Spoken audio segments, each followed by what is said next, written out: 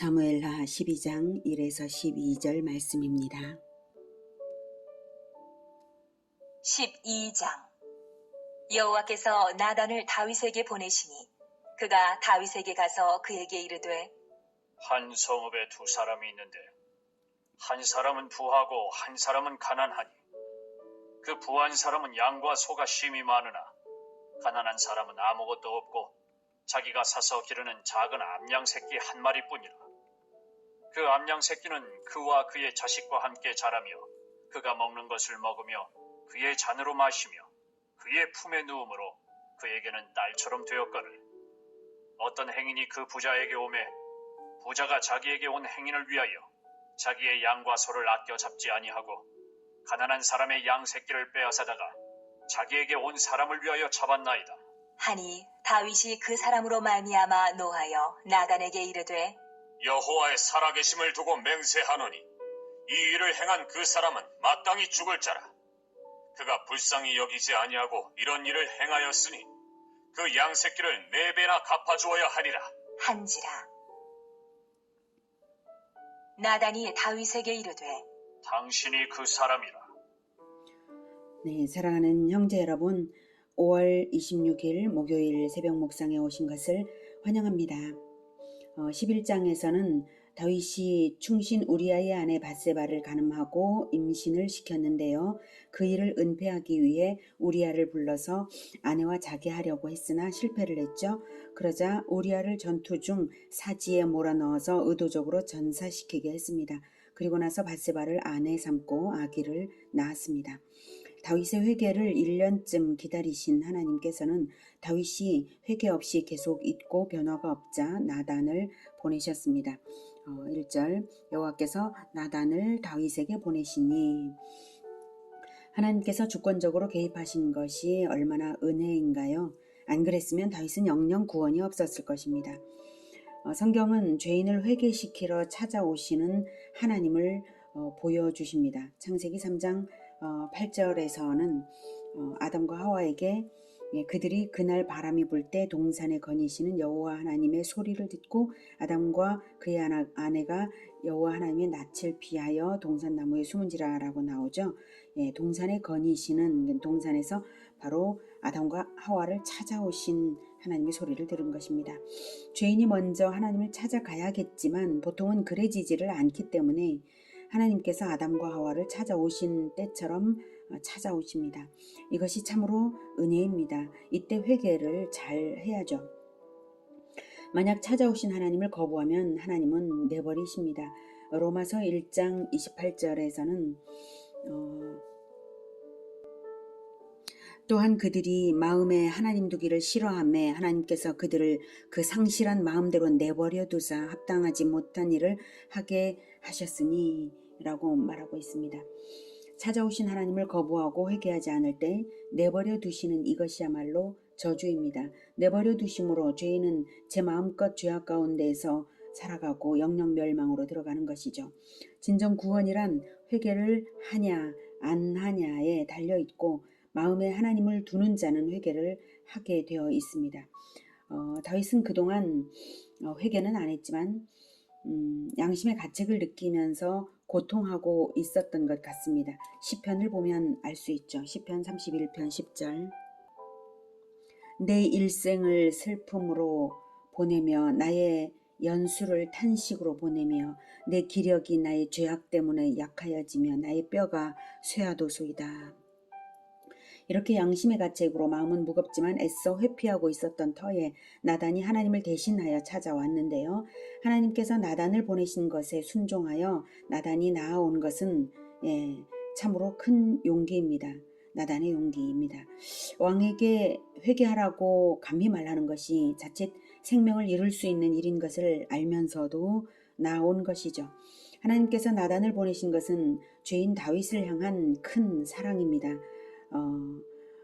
사랑하는 나단을, 선지자 나단을 잃을 가능성을 아시면서도 보내셨으니까요.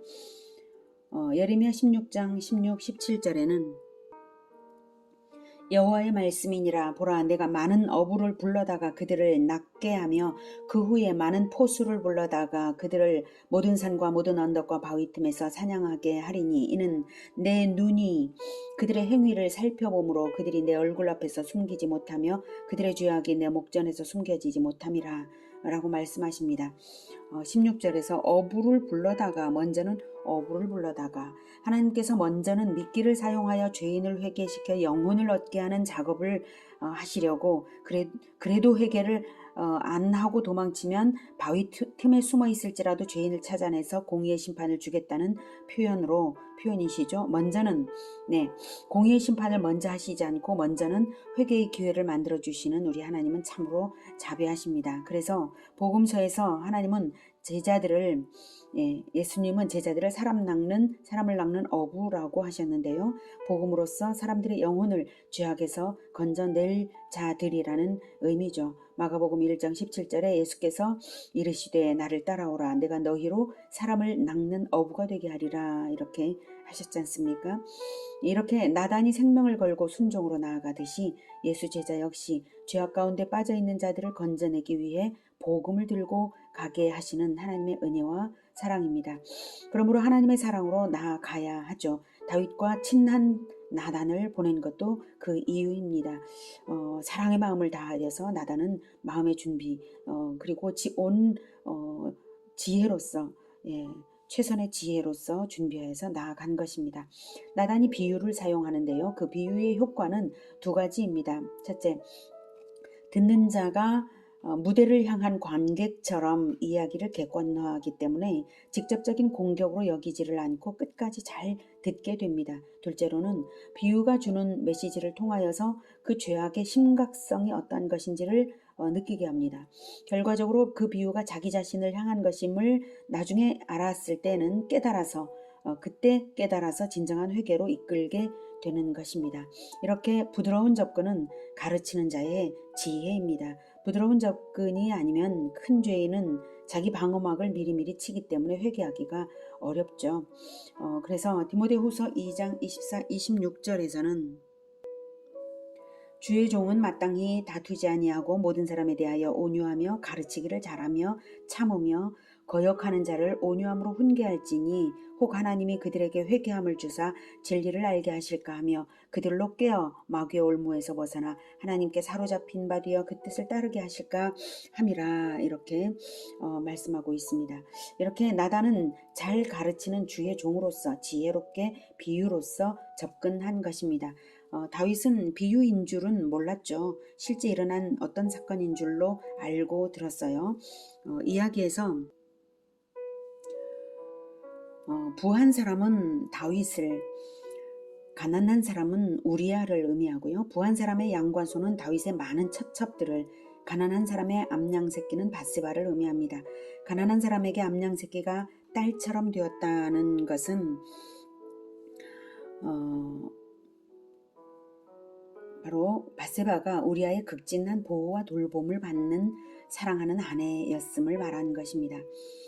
행인을 대접하기 위해서 자기 양과 소를 아껴 잡지 아니했다는 것은 그 당시 이스라엘의 풍습으로는 나그네를 잘 대접하는 것이 미풍양속이었습니다. 그러면 자기의 소유로서 대접해야 할 텐데 그것을 아껴서 가난한 자의 암양 새끼를 빼앗았다는 것은 처첩이 많은 다윗이 밧세바를 범한 것이 극히 나쁜 탐심이었음을 말하는 것입니다. 5절이 다윗이 그 사람으로 말미암아 노하여 나단에게 이르되 여호와의 살아계심을 두고 맹세하노니 이 일을 행한 그 사람은 마땅히 죽을 자라. 이렇게 다윗은 공의를 행하는 왕으로서 마땅히 느낄 분노를 느끼고는 여호와의 살아계심을 두고 맹세까지 하면서 마땅히 죽을 자라고 말함으로써 강탈 행위가 그만큼 악하다는 것을 강조하고는 그 다음 6절 그가 불쌍히 여기지 아니하고 이런 일을 행하였으니 그 양새끼를 4배나 갚아주어야 하리라 라고 율법에 따르는 판결을 말했습니다. 7절 한지라 나단이 다윗에게 이르되 당신이 그 사람이라. 이스라엘의 하나님 여호와께서 이와 같이 이르시기를 내가 너를 이스라엘 왕으로 기름 붓기 위하여 너를 사울의 손에서 구원하고 내 주인의 집을 내게 주고 내 주인의 아내들을 내 품에 두고 이스라엘과 유다 족속을 내게 맡겼느니라. 만일 그것이 부족하였을 것 같으면 내가 내게 이것저것을 더 주었으리라. 그러한데 어찌하여 내가 여호와의 말씀을 업신여기고 나 보기에 악을 행하였느냐. 내가 칼로 햇사람 우리아를 치되 암몬 자손의 칼로 죽이고 그의 아내를 빼앗아 내 아내로 삼았도다. 네, 하나님께서는 다윗이 우리아를 죽이고 밧세바를 빼앗은 것이 하나님께 대한 범죄임을 분명히 말씀하고 계십니다. 하나님이 다윗에게 베푸신 은혜를 뭘로 아냐 하시는 것이죠. 하나님은 사울에게서 구원하고 7절 사울에게서 구원하고 그리고 재산과 처첩들을 소유하게 하고 그리고 이스라엘과 유다 통일왕국이 되게 하여서 맡긴 이것이 부족하냐 내가 너에게 준 것이 부족하냐 이거죠. 심지어 더 큰 엄청난 것 다윗 언약을 주셨는데 그것은 언급을 안 하십니다. 다윗 언약은 영원한 왕권이잖아요. 지금 다윗을 회개시키는 마당이기 때문에 이미 시행된 것만 말씀하시는 것이고 또한 다윗이 이 마당에 회개하지 않으면 다윗 언약은 무효인 것이죠. 회개하지 않는 자에게 언약이 적용될 수는 없는 것이니까요. 다윗의 내 주인의 아내들을 내 품에 두고라고 했는데 사울의 아내를 다윗이 차지한 일은 없지만 고대 근동의 그 통상 관례상 이제 승전국의 왕이 패전국의 왕의 아내들을 취하는 이런 일들이 있기에 그걸 바탕으로 해서 이런 표현으로서 이제 말씀을 하신 것이고요. 자 이제 다윗의 회개가 중요한데 자 이렇게 왕의 범죄가 하나님께 대한 배신이었음을 말씀하시고 나서 구체적인 판결이 어떻게 될지를 말씀하십니다. 10절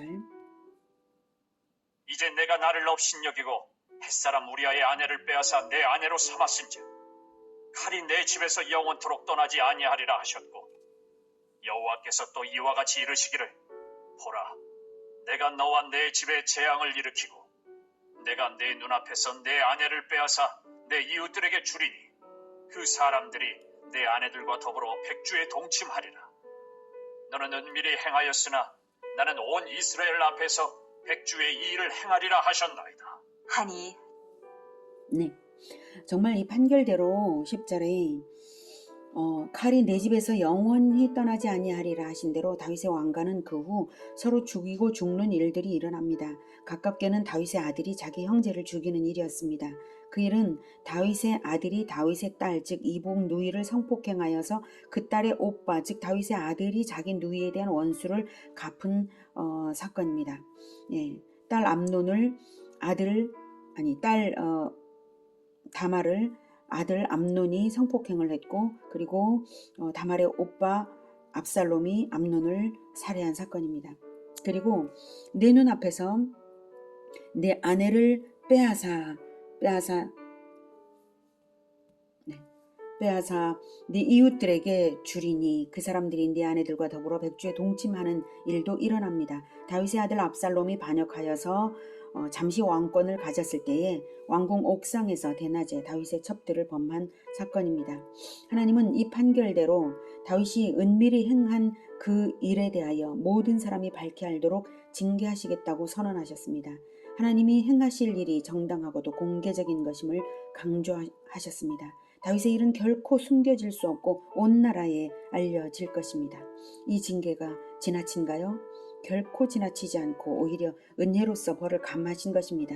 이미 다윗은 마땅히 죽어야 할 죄를 2가지나 범했는데도 다윗의 생명만큼은 살려주시는 것이기 때문입니다.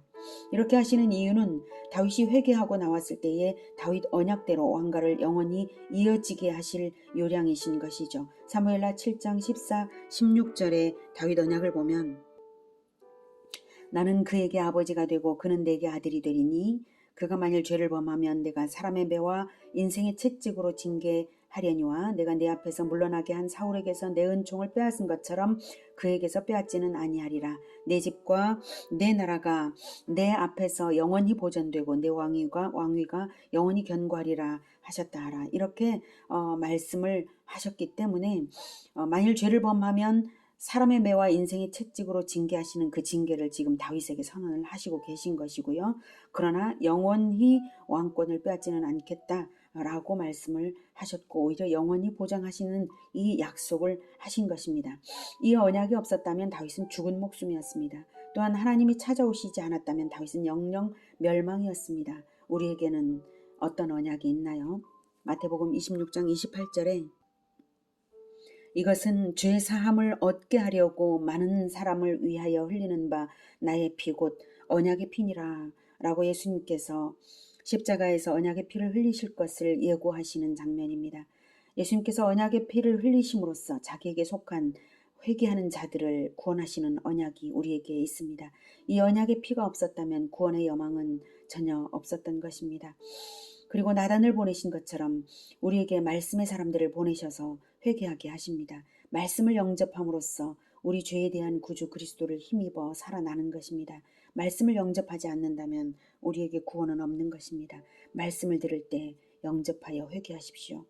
요한복음 1장 12절에는 영접하는 자 곧 그 이름을 믿는 자들에게는 하나님의 자녀가 되는 권세를 주셨으니 라고 말씀하십니다. 말씀을 영접하여서 예수 그리스도의 이름으로 그 이름을 믿어 죄를 자백하며 회개할 때 하나님의 자녀로서 살아가는 것입니다. 오늘은 죄인을 회개시키러 찾아오시는 하나님을 만났습니다. 만일 우리가 죄를 가졌을 때라면 누군가를 대신 통하여서 우리를 찾아와 주시는 하나님을 회개로서 영접하며 순종하는 우리 모두가 되기를 기원합니다. 기도하겠습니다. 하나님께서 하나님의 아들을 보내셔서 언약의 피를 흘리게 하심으로 말미암아 그 언약의 피가 지금도 하나님의 앞에서 흐르고 있으므로 말미암아 우리의 죄가 지금도 행해지지만 다시 우리의 회개가 지금 올려드려질 때에 그 지금도 흐르는 언약의 피로 말미암아 하나님께서는 우리를 그 피로 깨끗게 하여 주시는 것을 믿습니다. 하나님, 우리가 마음속에 죄가 들어왔을 때부터 마귀를 대적하여 죄를 쫓아내겠습니다. 마귀를 쫓아내고 그 죄를 버리겠습니다. 하나님, 우리에게 언제나 죄가 있을 때 깨닫게 하시며 그 죄를 버리는 자들이 되게 하시며 혹 실수로 죄를 범하였을 때일지라도 신속하게 하나님께 죄를 고백하며 회개하는 우리가 되게 주님 도와주시옵소서. 늘 하나님의 자녀로서 합당하게 살아가며 하나님의 영원한 나라 그 왕권이 온전히 실현되는 그 나라를 바라보면서 나아가겠습니다. 주님 도와주시옵소서. 예수 그리스도 이름으로 기도드립니다. 아멘. 이어지는 시간은 개인 기도 시간입니다.